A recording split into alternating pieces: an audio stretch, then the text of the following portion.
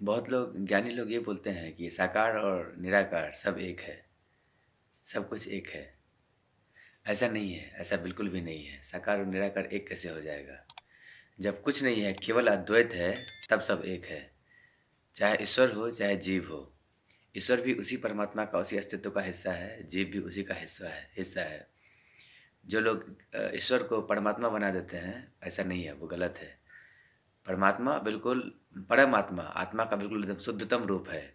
कोई ईश्वर भी है, चाहे कृष्ण हो, चाहे राम हो, चाहे विष्णु हो, शिव हो, वो सब जो है सो उसी परमात्मा के अंग जरूर है, लेकिन वो सब शुद्ध परमात्मा नहीं है। शुद्ध आत्मा, शुद्ध परमात्मा जो है वो बस है।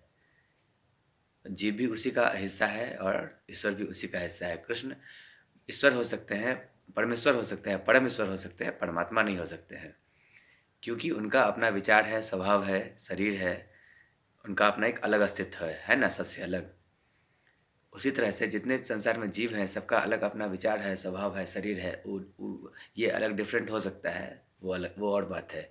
जब ईश्वर भी नहीं रहेगा और जीव भी नहीं रहेगा, कृष्ण भी नहीं रहेगा, कृष्ण भक्त भी नहीं रह जाएगा, तो जो है सो केवल परमात्मा बचेगा। अभी फिलहाल परमात्मा भी है, कृष्ण भी है और उसका भक्त भी है, अभी तीनों है।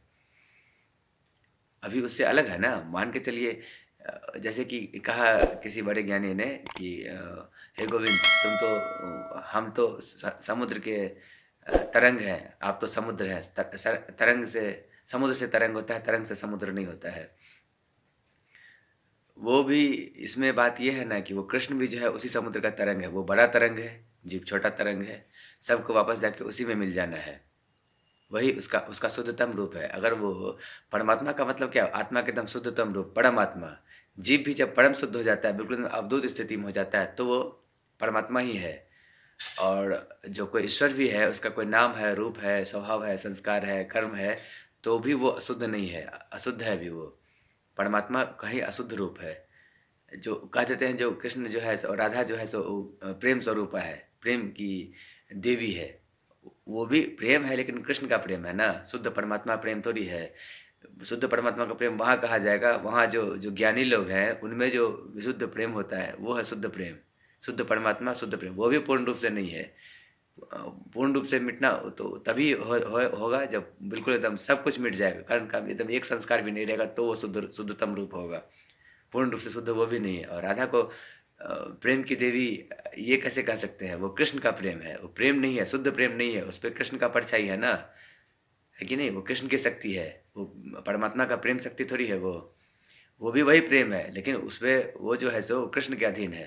वो जिसको चाहेगा देगा, जिसको चाहेगा नहीं देगा। पर वो जो प्रेम है पूरे अस्तित्व का, परमात्मा का प्रेम, उसका बस उसको जो चाहे सो प्राप्त कर सकता है। जैसे कबीर कहते हैं ना, जेह रुचे शीश दे लो, राजा प्रजा जेह रुचे शीश दे ले जाए। उसका कुछ क्राइटेरिया है, कुछ उसका फुलफिल करना पड़ता है, उसको वो प्राप्त होता है। लेकिन ये ऐसा है कि वो प्रेम देने के लिए दूसरों का सिर काटने के लिए तैयार हो जाता है, जैसे कि मेरा काटने के लिए तैयार हो गया।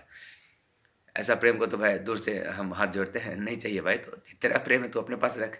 का है, यहाँ अस्तित्व में प्रेम नहीं है, परमात्मा को नहीं दे सकता जो तू ही हमको देगा एक। ये तुम्हारा प्रेम है ना, हम इसको क्यों लेंगे भाई? तुम अपने अपने अपने पास रखो। उसको लोग कह देते हैं परमात्मा कृष्ण, परमात्मा कैसे हो जाएगा भाई? जब उसका अपना एक अलग अस्तित्व है परमात्मा से, तो परमात्मा कैसे हो जाएगा?